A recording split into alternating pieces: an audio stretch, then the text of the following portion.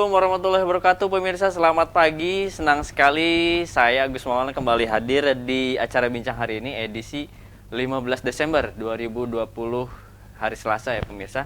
Nah pemirsa, kali ini, pagi ini kita akan berbicara bagaimana etika dalam bermedia sosial. Karena menurut saya secara pribadi hal ini sangat penting untuk dibahas karena ini sangat krusial di mana kita sudah memasuki era digital pemirsa. Era digital yang artinya sangat memanfaatkan media sosial ini sebagai alat utama dalam beraktivitas. Misalkan dari bangun tidur sampai tidur lagi biasanya kita sangat dekat dengan peran media sosial. Nah, ngomongin soal bagaimana etika bermedia sosial sudah hadir bersama saya Bapak Husnan Nurjuman. Assalamualaikum Pak. Waalaikumsalam. Selamat pagi Pak.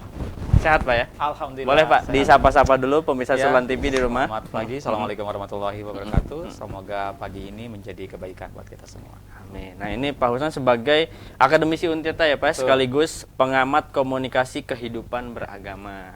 Nah kalau kita bicara etika media sosial nih Pak ya, saya sih makanya ketika ngomongin etika itu langsung ingat, oh Pak Husnan kayaknya cocok nih untuk mendampingi bincang hari ini. Nih, boleh Pak dijelaskan pengantar bagaimana media sosial ini hadir terutama di Indonesia lah. Bagaimana sejarahnya, kemudian dari lintas generasi perkembangannya hingga sampai saat ini sangat dekat sekali dengan kehidupan manusia. Gimana tuh Pak? Memang media ini kan berkembang menjadi bagian dari perkembangan teknologi dunia modern. Ya, setelah revolusi industri ya, perubahan masyarakat dari masa yang bertani, kemudian masuk ke masa industri yang memproduksi barang-barang. Nah sekarang perubahan itu masuk ke gelombang yang berikutnya lagi ketika salah satu yang diproduksi itu adalah media. Ya. Yang diproduksi itu adalah media karena orang tidak lagi sekedar memproduksi makanan terus barang, tapi juga sekarang orang memproduksi informasi sebagai bagian dari kehidupan manusia. Otomatis perkembangan ini juga menimbulkan berbagai perubahan di masyarakat. Nah, kalau bicara soal perubahan sosial, itu kan biasanya komponennya 3 tuh. Perubahan struktur masyarakat, perubahan budaya di masyarakat, dan tentu saja perubahan pola interaksi. Itu yang paling banyak menjadi komponen inti dari sebuah proses perubahan. Ya mungkin kalau struktur sama budaya mungkin belakangan kita bahas ya, tapi yang paling kentara adalah perubahan pola interaksi. Pola interaksi. Ya, bagaimana cara kita berkomunikasi jelas berubah. Kalau dulu sangat dekat, ya, sangat pribadi, sangat personal. Sekarang mungkin dengan adanya media, komunikasi yang muncul sekarang berubah bentuknya. Ya, berubah bentuk. Kalau dulu mungkin lebih formalistik, ya sekarang mungkin lebih yang substansi, yang sifatnya yang sifatnya ke depan, yang dikedepankan adalah hal-hal yang sifatnya substansinya, bukan formalistiknya.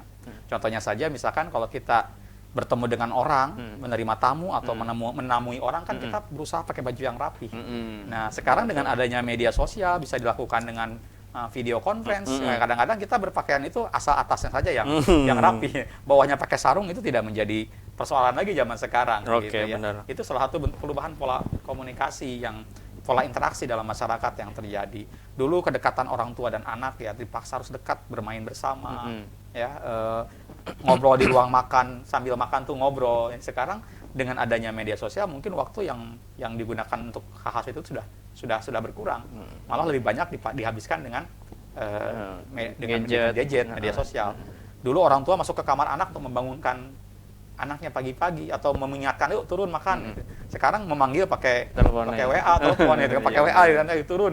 Kalau dipanggil tidak turun, kalau pakai WA baru turun. Karena itu juga sebuah perubahan pola interaksi yang terjadi. Di samping terutama perubahan budaya dan perubahan struktur di masyarakat. Kita fokus ke pola interaksi aja kali ya Pak ya. Untuk bagian kalau budaya kayaknya butuh beberapa segmen butuh segmen sendiri pemirsa. Saya juga sempat mengalami Pak, di mana waktu saya kecil, mungkin generasi saya, masuknya generasi apa Pak? Saya lahir 96. Sekarang ini kan ada yang hidup saat ini ya, atau yang sekarang sedang masih berkarya itu ada 4 generasi. 4 generasi ya? Iya. Ikut andil di media sosial juga tentunya? Ya, semuanya ikut andil di media sosial dengan tingkat yang berbeda-beda. Yang sekarang masih produktif maksud saya, ada generasi X. Generasi X? Itu kelahiran tahun 65 sampai 79.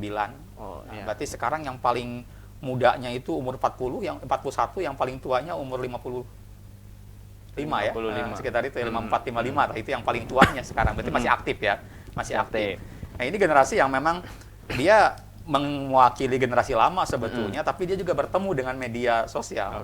Otomatis dia berinteraksi dengan media sosial, tapi ya tidak terlalu in touch gitu, karena dia sebenarnya didikan dari generasi sebelumnya yang memang tidak belum digital begitu ya, masih analog begitu. Maka orang-orang ini masih senang televisi, masih senang radio, masih senang ya baca koran gitu ya. Kalau kelompok-kelompok ini bahkan itu yang menjadi utamanya adalah TV, koran, radio.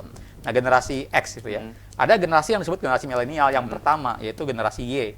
Itu kelahiran 80 sampai 94. Berarti sekarang yang paling tuanya 40, yang paling mudanya sekitar 26 ya, 26 tahun. Nah, itu mereka berimbang. Mereka menjadikan rujukannya itu ya dua-duanya.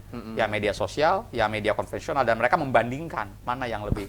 Nah, tapi generasi ini juga sudah mulai, kalau dia belanja, nggak langsung belanja, dia search dulu di internet apa rekomendasi perjalanan, perbandingan harga dia juga, membanding-bandingkan dan sebagainya. Tapi dia masih berimbang menggunakan keduanya.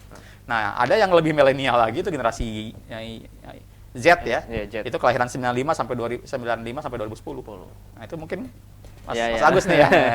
Ya, ini juga sama, dia juga masih mengalami fase konvensional atau fase-fase pendekatan pendidikan formal dari orang tua, atau formal dari pendidikan personal dari orang tua, ataupun formal dari pendidikan sekolah.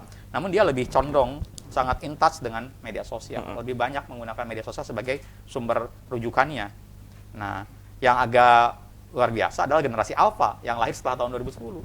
Ya, sejak lahir, sejak bayi mereka sudah berinteraksi dengan media sosial. Bahkan jangan-jangan itu jadi guru pertamanya sebelum guru sekolah. Lebih dulu mereka menggunakan media sosial sebagai guru mereka. Otomatis situasi ini akan memberikan dampak perubahan minimalnya pada pola interaksi, dan saya yakin juga sudah berubah pada budaya, dan sedang berproses pada perubahan struktur di masyarakat. Ponakan saya juga Pak ya, begitu lahir langsung subscribe YouTube Kids tuh. Jadi memang mungkin betul apa yang kata Bapak, jadi belajar mungkin dari situ yang pertamanya. Betul. Pas dari peran orang Beberapa tua. kasus ya, bukan cuma saya, bukan cuma anak saya yang paling kecil, ada juga kasus anak-anak teman saya juga. Mereka anak-anak 4 tahun, 3 tahun itu belum terlalu lancar berhitung dan membaca buku, membaca apapun, tapi berbahasa Inggris sudah lancar. Nah, itu sebuah fenomena yang harus kita lihat sebagai fenomena perubahan yang luar biasa. Nah, ini Pak, kalau bicara soal etika di media sosial, ini kan sangat luas Pak. Saya kadang menganggap di media sosial itu saya sangat dekat dengan, taruhlah, artis yang saya sukai. Saya karena sering selalu mengikuti kegiatan dia sehari-hari, saya jadi semakin merasa dekat. Dari situ timbul perasaan, saya kalau komen boleh dong, kan saya sudah dekat. Nah, itu fenomena itu ternyata bukan dirasakan oleh saya. Kebanyakan kawan-kawan dan lain juga, bahkan para artis juga, public figure juga mengatakan, ini sekarang para komentator suka asal, apa mungkin merasa dekat atau bagaimana. Itu bagaimana Pak tanggapannya Pak? Ya itu tadi, itu salah satu bentuk dari perubahan pola interaksi di media sosial. Otomatis ya hukumnya kan secara hukum teorinya itu kalau teknologi berubah pasti akan terjadi perubahan di masyarakat. Ya. Nah, termasuk juga dengan adanya media sosial yang seolah-olah itu bisa dianggap bisa menggantikan pola interaksi yang langsung, yang tatap muka begitu. Ya kan kita dekat itu kan setelah berapa kali bertemu. Orang merasa dekat setelah berapa kali bertemu, ya akan meningkatkan hubungan istilahnya gitu kan. Dari teman yang tidak kenal menjadi teman yang kenal, terus menjadi sahabat, itu kan butuh waktu, butuh proses bertemu. Ya. Sekarang dengan adanya media sosial dianggap itu sudah menggantikan pertemuan. Benar. Ya, dianggap dia sudah menggantikan pertemuan, sehingga itu dianggap menghilangkan batas. Padahal di satu sisi yang lain, artis atau selebritis juga dia membangun panggungnya sendiri di media sosial. Ya, bagi artis itu mungkin, bagi seorang selebritis, media sosial mungkin sebuah panggung. Panggung yang kemudian menjadi sarana untuk dia mendulang reputasi, mendulang popularitas, sampai mendulang finansial ya, uang tentu saja ya, keuntungan materi. Nah, tapi bagi penggemarnya, bagi pengakses media sosial dianggap sebagai gerbang untuk masuk, untuk dekat. Nah, itu persoalannya. Betul. Jadi di situ ada perbedaan perspektif dalam menggunakan media sebetulnya di antara bukan provider ya, si penyedia konten itu tadi ya, si artisnya, si selebritisnya, si pemilik akun dengan para pengaksesnya. Ya, padahal itu ada hubungan yang saling memanfaatkan sebetulnya antara si pembuat konten, si penyedia konten dengan si pengakses gitu. Saya kira itu juga harus. Nah, berarti Pak, kalau dilihat dari segi fenomena yang telah terjadi, ini kan balik lagi kalau etika itu berkaitan dengan norma atau nilai. Nih, kalau keseharian kita oke lah, ada tata krama yang membangun itu, kemudian menjadi sebuah peradaban yang istilahnya terkontrol. Nah, media sosial hingga saat ini apa Pak nilai patokannya gitu, norma yang berlaku di media sosial? Apakah tidak ada atau bagaimana? Ini sangat absurd kalau menurut saya. Ya, nilai itu kan kalau dipahami ya, nilai itu adalah ukuran benar dan salah, ukuran baik dan buruk. Nah, otomatis ukuran benar salah, baik dan buruk itu bersumber dari cara berpikir masyarakat, perspektif masyarakat.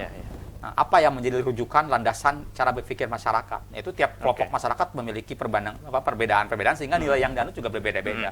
Contohnya masyarakat budaya Barat misalkan, yang mereka sangat menganut paham utilitarianisme, otomatis dianggapnya yang paling baik itu yang bermanfaat, yang jelek itu yang tidak bermanfaat. Jadi selama yang paling baik itu adalah yang memberikan manfaat, yang paling jelek adalah yang mengganggu gitu ya, yang tidak bahkan mengganggu. Nah, jadi selama tidak mengganggu, is okay, fine. Itu dalam kultur Barat. Ukurannya mengganggu atau tidak. Berbahaya, dianggap jelek itu kalau mengganggu. Lain dengan kultur Timur, misalkan kita menggunakan agama sebagai rujukannya. Maka agama sebagai rujukan dari nilai-nilai yang berkembang tersebut. Nah, sekarang dengan media sosial yang setidaknya dalam dalam kehidupan sehari-hari sebelum media sosial ada pola-pola nilai-nilai.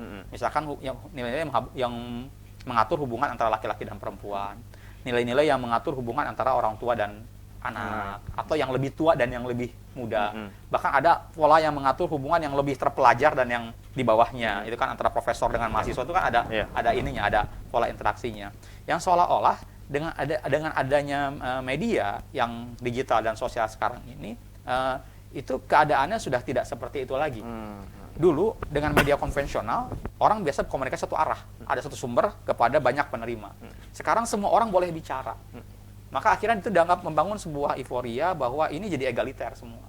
Sehingga pendapat seorang profesor dan pendapat seorang, mohon maaf, yang belum jadi mahasiswa sekalipun, itu kalau diskusi bisa jadi setara dalam media sosial gitu kan. Apalagi kemarin ya, ketika era-era tahun-tahun politik kemarin gitu kan ya. Banget. Ya, itu juga akan menjadi itu ya.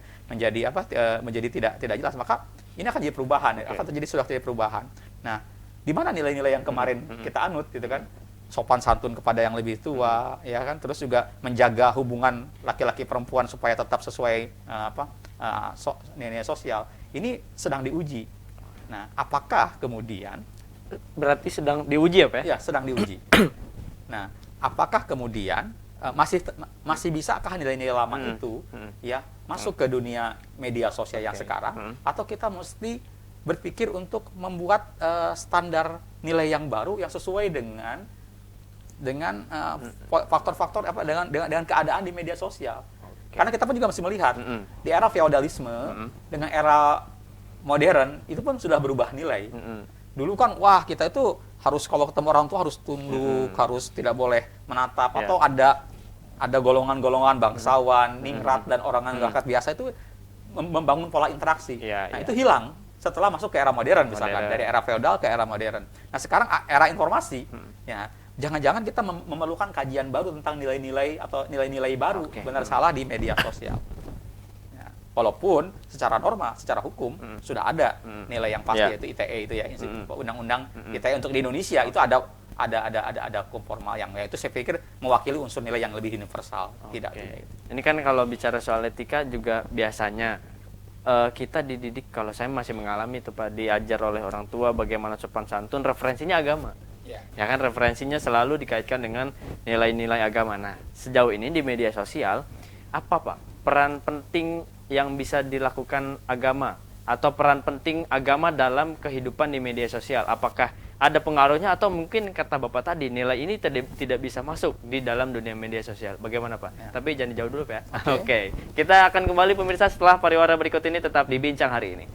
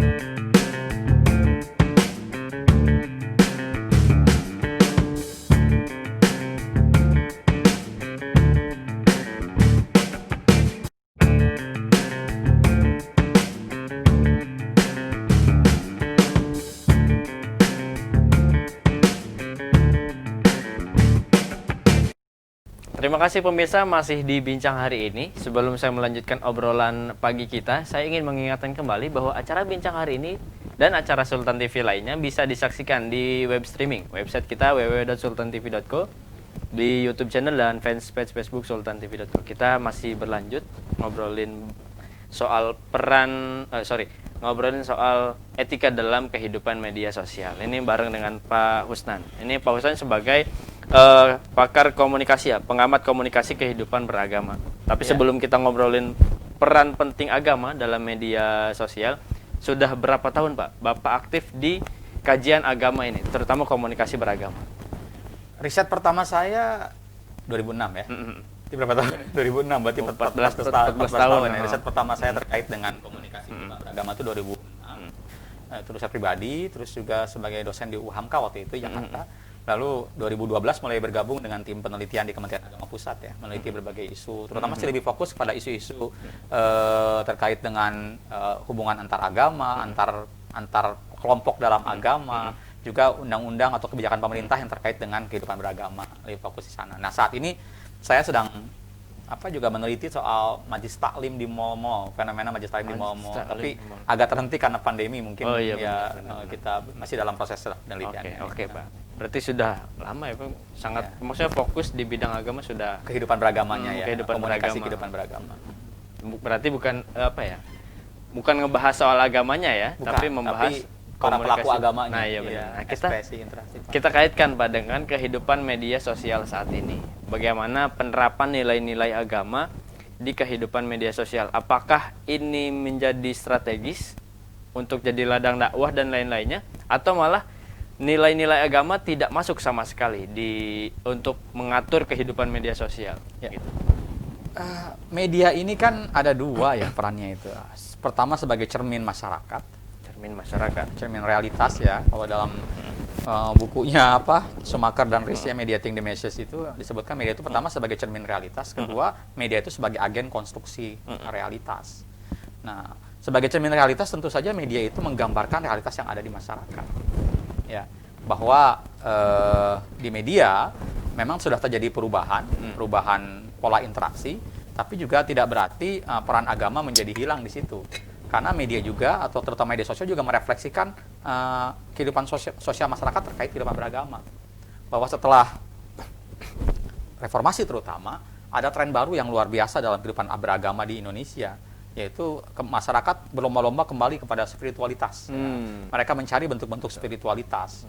Maka simbol-simbol keberagamaan mulai muncul di mana-mana, termasuk di media, dan sekarang muncul di media sosial. Ya, seperti dulu kan orang yang pakai jilbab sedikit. Ya. Saya mengajar pertama di sebuah kampus Islam itu lebih banyak yang tidak berjilbabnya ketimbang berjilbabnya mahasiswinya ya. Nah, sekarang itu sudah berubah. Itu suatu hal yang baik gitu kan.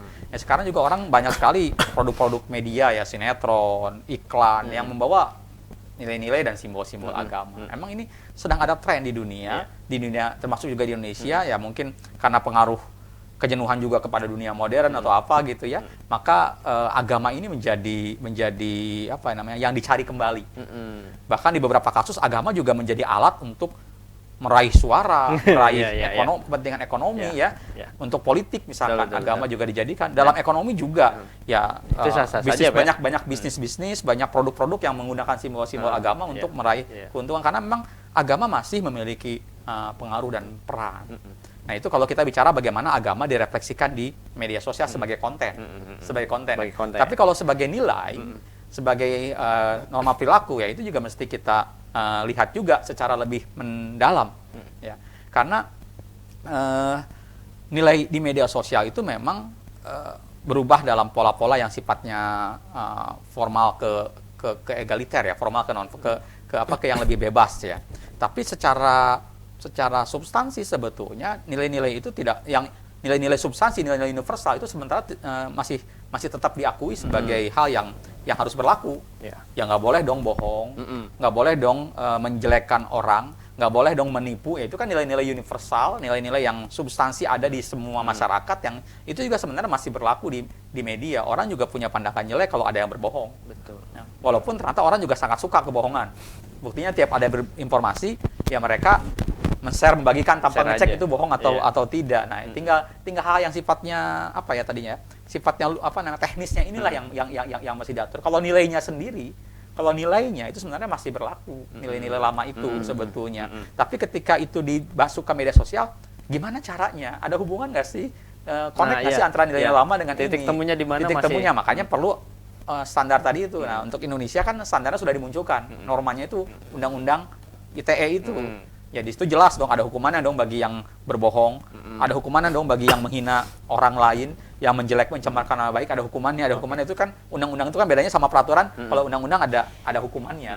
Nah, itulah yang memaksa orang untuk secara salah satu bentuk mungkin operasional teknis ya dari penurunan nilai-nilai tersebut menjadi norma gitu. Nah, kalau misalkan ini media sosial ternyata dalam sudut pandang, contohnya salah satu kelompok memandang media sosial ini banyak mudaratnya, banyak sebagai sudut pandang negatifnya, banyak malapetakannya lah secara kasarnya. Ini kemudian menganggap media sosial dan melepaskan media sosial dari kehidupan. Nah, pertanyaannya, bisa tidak Pak kita lepas dari peran media sosial? Ya. Kembali ke lama gitu. Kembali ke lama, permasalahannya adalah itu sudah sebuah keniscayaan ya. Media sosial itu sebuah keniscayaan. Kecuali kalau kita semua sepakat, satu dunia sepakat menghilangkan media sosial, itu bisa. Tapi kalau cuma kamu sendiri yang menghilangkan media sosial, yang lain masih pakai, ya maka kamu akan teralienasi, terisolasi, dan yang tidak bisa. Sedangkan manusia butuh interaksi bagaimanapun juga. Jadi persoalannya sekarang bukan bagaimana kita memilih untuk menggunakan atau tidak menggunakan media sosial. Bukan itu ya persoalannya. Persoalannya sekarang bagaimana kita menggunakan media sosial sesuai dengan nilai-nilai yang baik. Karena saya percaya nilai-nilai yang ada di agama, nilai-nilai yang ada di pikiran-pikiran, kebijakan-kebijakan pemikiran manusia itu harus terus berlaku. Walaupun hanya bentuknya saja. Nah, bentuk forma dari nilainya itulah. Jadi ada sesuatu itu ada sisi materi, sisi forma, ya kan, kalau Aristoteles kan gitu ya. Nah, sisi materi itu yang mestinya abadi gitu ya, universal dan abadi. Nah, yang forma ini yang boleh berubah. Ya. Sebetulnya yang jadi inti itu adalah bukan kita mesti cium tangan sama orang tua, itu forma. Tapi yang mesti inti itu hormat sama orang tua. Nah, itu wujud hormatnya bagaimana sekarang di media sosial, itu yang mesti dipikirkan, gitu kan ya. Itu kan gitu etika ya. Yang paling penting sebetulnya secara materi kan memuliakan perempuan. Betul. Formanya adalah perempuan jangan diobjekkan jangan dipastikan sebagai objek, harus berpakaian minim, terbuka, seksual dan sebagainya gitu ya. Itu kan formanya, tapi kan intinya kan memuliakan perempuan. Itu saya pikir yang materi ini akan terus abadi. Ya, termasuk nilai-nilai yang ada pada agama.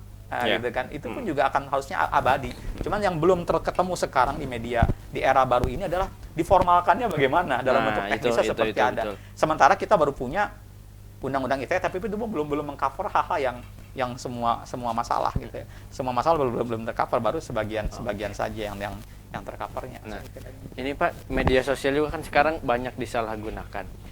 Saya juga nggak tahu nih ya, sekarang ini disalahgunakan atau memang ini benar tapi saya yang tidak tahu gitu.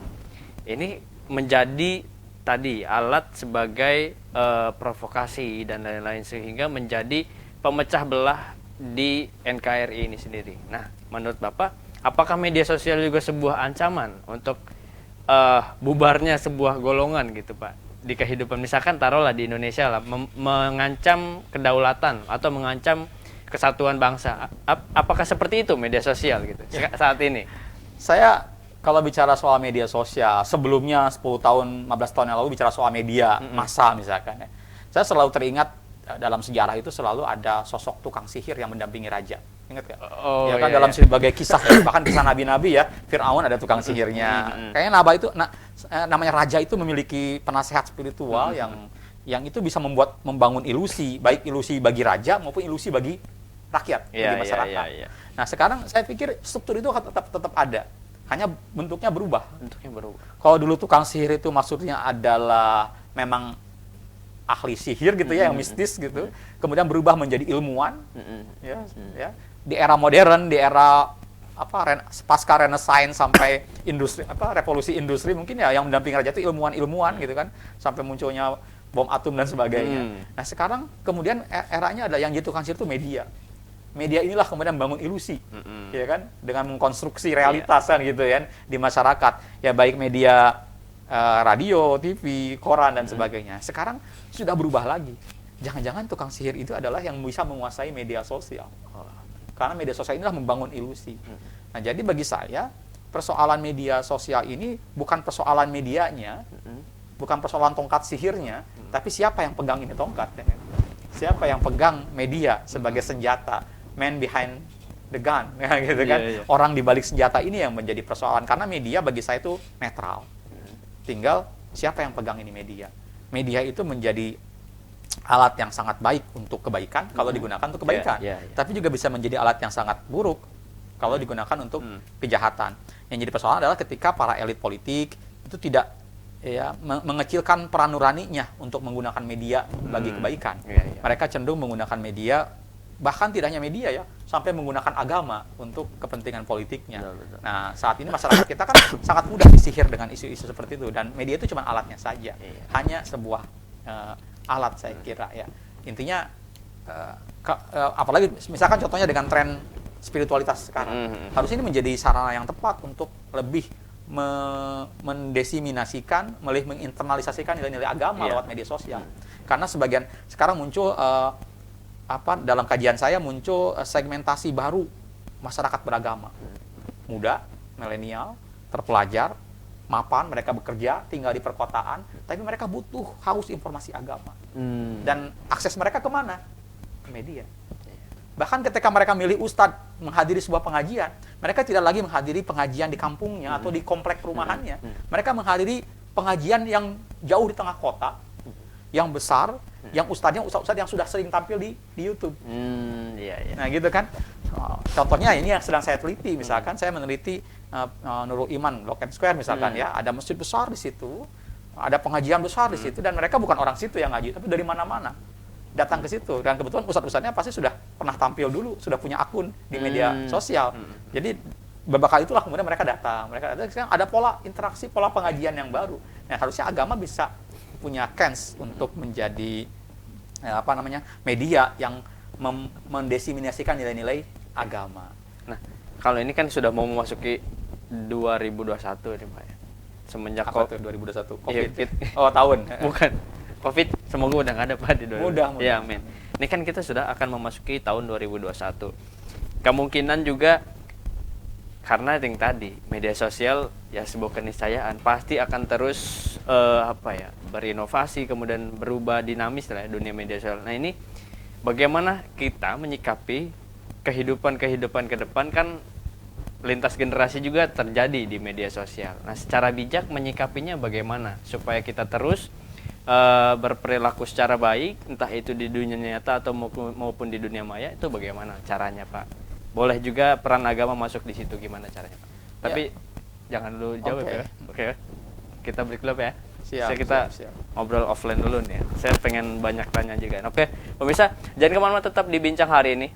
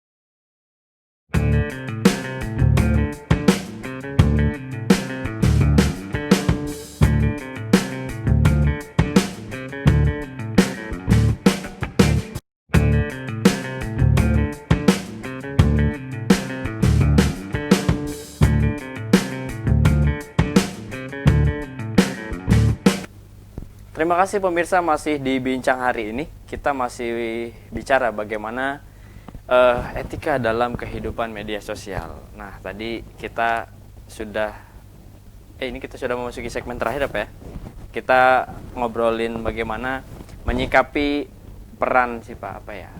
Kan lintas generasi itu akan sulit ketemunya menurut saya Pak ya, karena ketika generasi X disatukan dengan Y ataupun sebaliknya di media sosial itu akan berbenturan biasanya. Contoh hal, saya baru kemarin menemukan postingan soal ada di media sosial itu soal orang sedang beribadah, sholat, di-share. Ada yang menganggap itu, oh ini riya nih, gitu kan. Ada yang menganggap ini inspiring nih, bisa menginspirasi banyak orang untuk terus beribadah. Itu kan saya melihat, oh, ternyata sepertinya ini hal seperti ini saja menjadi sebuah benturan. Nah, ini bagaimana menyikapi agar selalu bijak untuk terutama berkomentar ya Pak ya. Berkomentar, kemudian agar tidak mudah menjaga jarinya gitu dan lain-lain, bagaimana Pak? Ya. Ini ada dua gitu ya. Pertama, bagaimana kita bersikap ya, di media sosial. Yang kedua, bagaimana kita bisa membangun nilai-nilai yang baik di media sosial. Saya kira itu yang mesti menjadi sorotan kita terkait dengan etika komunikasi di media sosial. Saya mungkin akan mulai dengan yang paling simpel dulu, bagaimana kita bersikap sehari-hari, gitu kan. Ya, artinya media sosial itu kan sifatnya jaringan, sifatnya juga menyebar dan tersimpan. Gitu. Artinya pertama, jaringan itu artinya ini akan diterima, dapat diakses oleh siapapun yang ada dalam jaringan, mau tua, mau muda, ya. Ya, itu bisa opsional, orang bisa memfilter siapa teman saya, siapa yang bisa lihat akun saya, itu juga sangat opsional, orang bisa mengaturnya itu. Tapi intinya adalah ini diterima oleh semua jaringan, dan itu tidak membatasi usia, tidak membatasi ideologi, tidak membatasi ras, suku, domisili pun sekarang sudah tidak ada. Betul. Ya kan, teman anak saya umur 11 tahunnya teman-temannya banyak dari luar negeri gitu, karena memang tidak ada batasan-batasan itu sebetulnya. Nah, bagaimana kita bersikap? Ya, di samping nilai-nilai peneguhan kita pada nilai-nilai yang kita anut, ya, orang-orang Sunda, orang Jawa, orang Indonesia, orang Timur tentu punya nilai-nilai yang dianut yang sudah dididik oleh keluarganya ataupun nilai agama. Ya, hal-hal yang sifatnya universal juga kita pegang, ya, terkait dengan secara teknis menggunakan media. Maka yang pertama yang mesti kita lihat bijaksana itu pertama niatnya dulu deh. Niat. Kita tuh sebenarnya pakai media sosial niatnya apa sih? Ya. Sebenarnya yang buat jadi kejelekan itu kan dari niatnya ini. Ya, kalau niat kita memang ingin memberi inspirasi ke orang lain, ya maka kita biasakan memikirkan apa sih inspirasi yang didapatkan oleh orang ketika menerima postingan kita. Nah, gitu kan. Kalau niatnya memang ngasih inspirasi, saya meniatkan akun saya ini untuk berbagi inspirasi buat orang-orang. Maka yang saya tulis adalah kalimat-kalimat yang bermanfaat buat orang, buat orang yang baca, bukan buat saya yang nulis gitu, tapi buat orang yang baca. Kalau kira-kira tidak bermanfaat buat orang yang baca, jangan diposting, gitu ya. Itu yang pertama kita niatkan itu, ya niatnya. Tapi kalau niat saya akun ini buat bisnis kok memang, maka isinya jualan, emang niatnya buat bisnis kok, Iya, gitu kan. benar. Atau niatnya lainnya buat Populer Pak. buat eksistensi diri. Nah, itu yang kebanyakan ya. Maka juga eksistensi diri ya, berarti tujuannya kan mengupload apa yang ada pada dirinya. Nah, kan gitu kan. Ya. Jadi semua orang akan mendapatkan apa yang dia niatkan di media sosial. Media sosial menyediakan itu. Nah, itu pilihan mau pakai niat yang mana, terserah teman-teman. Jadi ya kalau saya sih kalau punya niat ya konsisten aja dengan niatnya. Ya, walaupun ada niat-niat yang kurang baik kadang-kadang ya menggunakan media untuk kepentingan ekonomi sah-sah aja, politik pun sah-sah aja selama itu memberikan manfaat bagi orang banyak. Maka pertama niat, kedua memastikan ya apa yang kita lakukan di media sosial itu bermanfaat, menyebar kebaikan dan menolak keburukan. Nah, itu mau nggak kita coba ngecek lagi, coba review lagi apakah status-status kita di Facebook, postingan kita di Instagram, cuitan kita di Twitter dan sebagainya itu memang menebar kebaikan dan mencegah keburukan. Nah, mau nggak kita konsisten dengan itu? Yang berikutnya kita menghilangkan prasangka. Nah, itu yang juga sering kali. Itu muncul di komentar. Ya, ada prasangka gitu kan. Kadang-kadang kita itu hanya ingin melihat apa yang ingin kita lihat. Nah, betul. Karena kamu sudah mendukung si A, maka kamu inginnya melihatnya kebaikan si A saja. Karena kamu sudah tidak suka sama si A, maka yang ingin kamu itu adalah kejelekan si A. Nah, ketika ada postingan yang tidak sesuai dengan keinginan kamu, maka reaksi pertama kamu adalah menolak. Betul. Mementahkan. Ya, ketika itu misalkan gini, ada kemarin video Kim Jong Un membawa seorang pejabat menggandeng terus jalan melewati sebuah batas, terus pejabatnya jatuh ke bawah, tanahnya terbuka.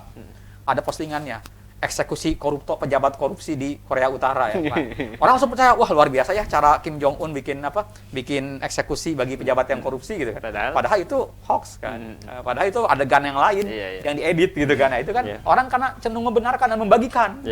Karena merasa wah seneng nih gitu kan itu. Ya kadang-kadang kita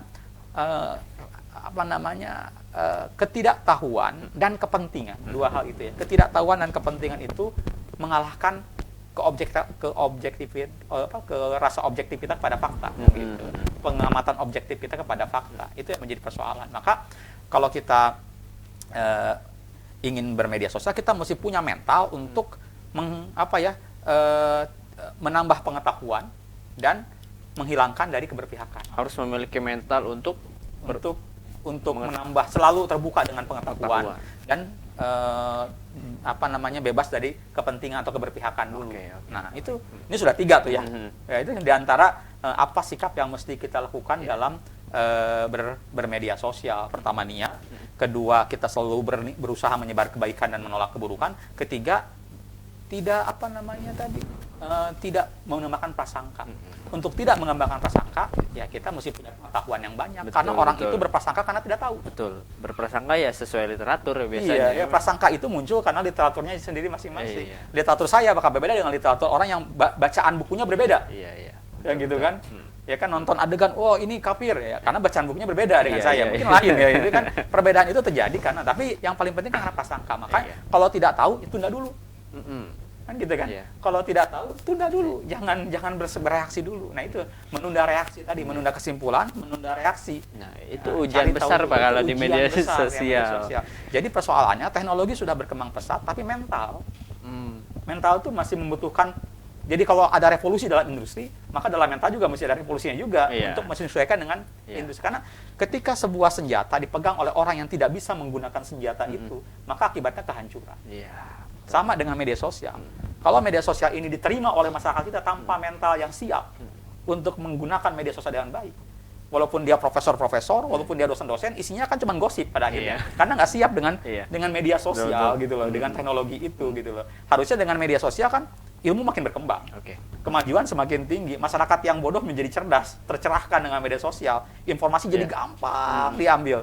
Seharusnya. Tapi karena mental kita nggak kuat ya, jadi fungsinya buat ngobrol-ngobrol, fungsinya buat hal-hal yang kurang bermanfaat. Saya kira itu baru 3 poin di antara yang saya catat ada 7 poin ya, itu baru 3 poin.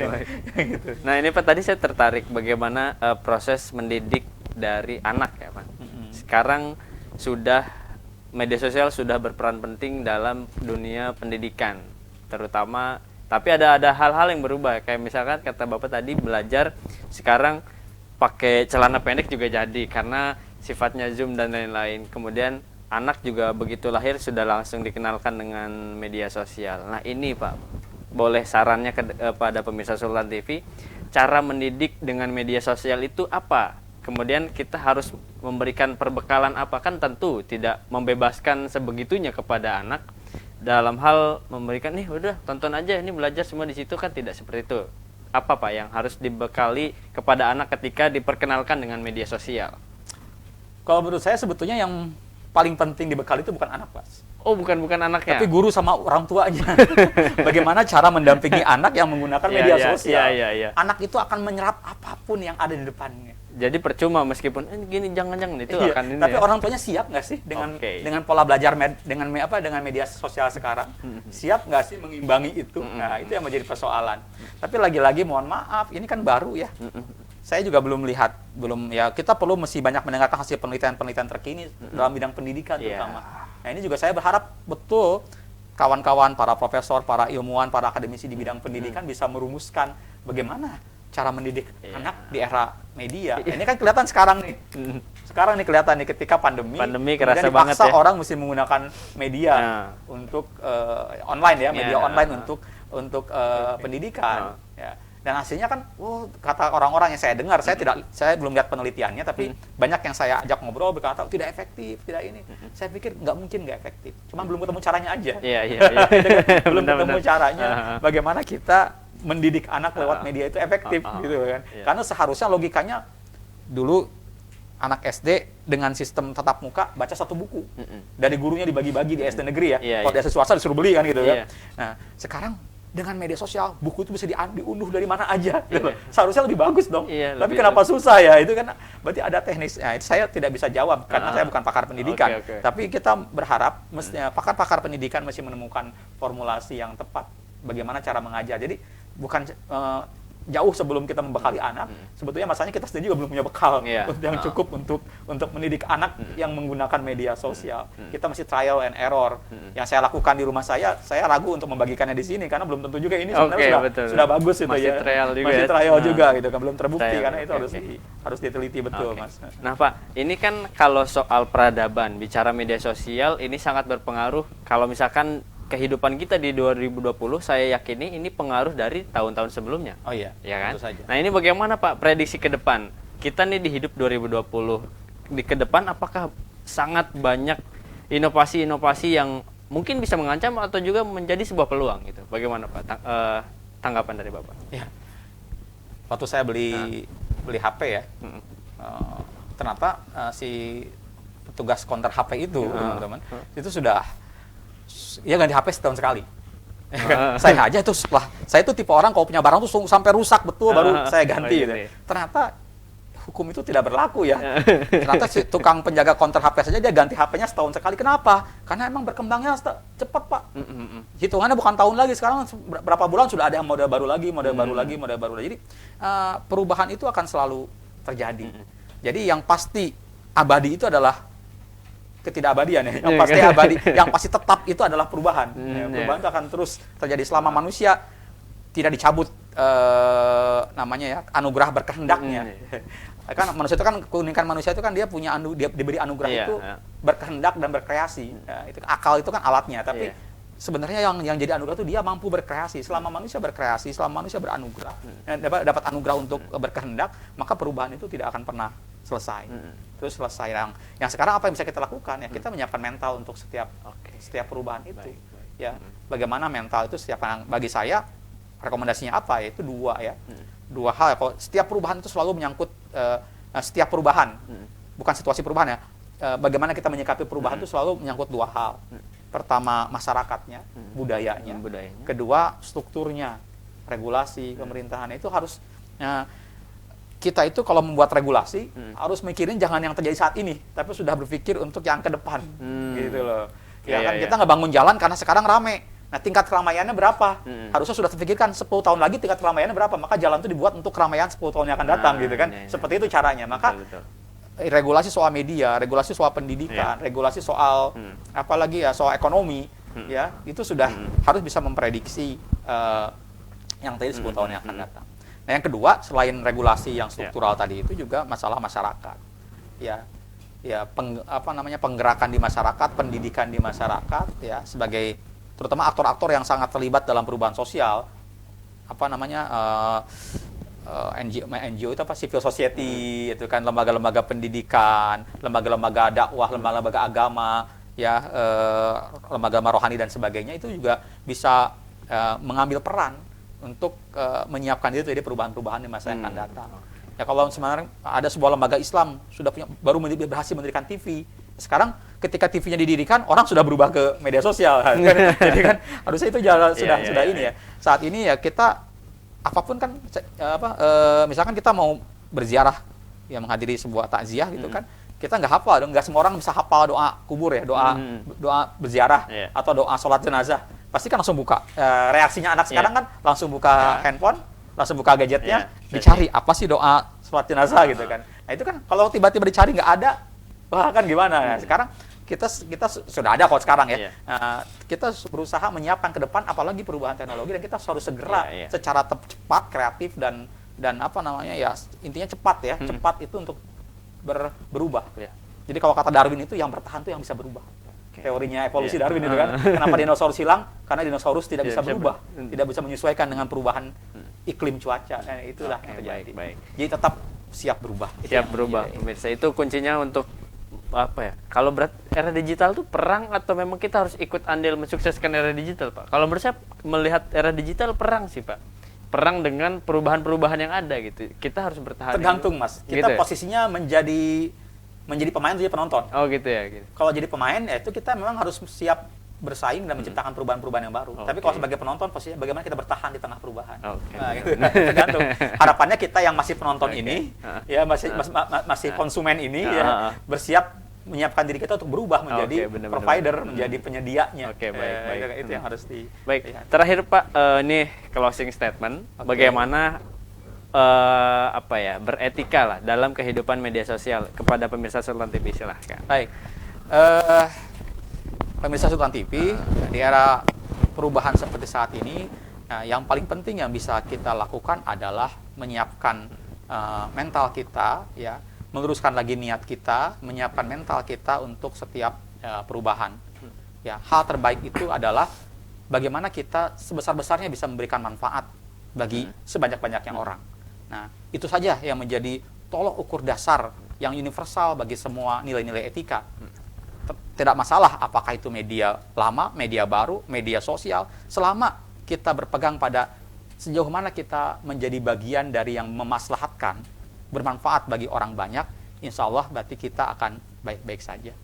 Baik, terima kasih Pak Hustan sudah berkenan hadir. Alhamdulillah. Untuk menemani diskusi kita, bincang santai, bincang hari ini, edisi Selasa, 15 Desember 2020.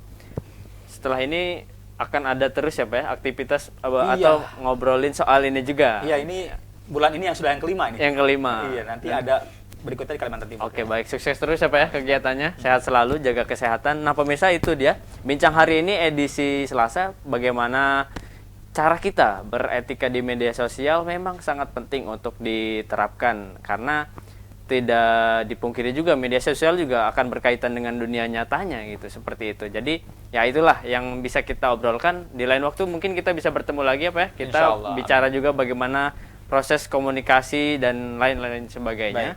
Yang menarik. Nah pemirsa, mohon maaf apabila ada salah kata. Saya dan kru yang bertugas mohon undur diri. Assalamualaikum warahmatullahi wabarakatuh. Waalaikumsalam.